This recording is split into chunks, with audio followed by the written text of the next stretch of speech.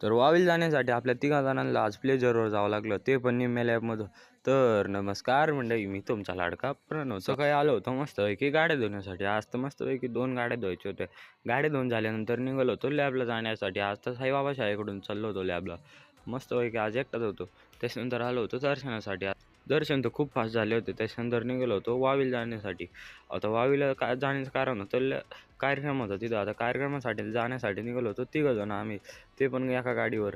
आपल्याकडं आज घरी पण गेलो नव्हतो, डायरेक्ट वावीला जाण्यासाठी निघालो होतो. गाडी तर एकदम दमाने चाललो होतो. तिथं आल्यानंतर बघितलं तर ओपनिंग होती. मग काय किचन बघितलं.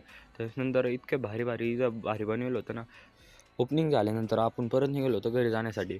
आता घरी जाण्यासाठी तर रस्ता खूप भारी होता, पण आपली गाडी एवढी भारी नव्हती. तरी इतकी मजा येत होती. परत आदलून बदलून बसलो होतो. सायलेन्सर तर इतकं गरम झालं होतं, मला वाटत होतं माझी चप्पलच जळून जाईन आता. त्याच्यानंतर तर आपल्या भाऊनी गाडी इतकी जबरदस्त पळवली की डायरेक्ट 80-90ला टेकवीत होता. त्याच्यानंतर परत आलो होतो लॅबमध्ये. लॅबमध्ये आलं तर हा पोऱ्या चेक करीत होता, याला किती मार्क पडले.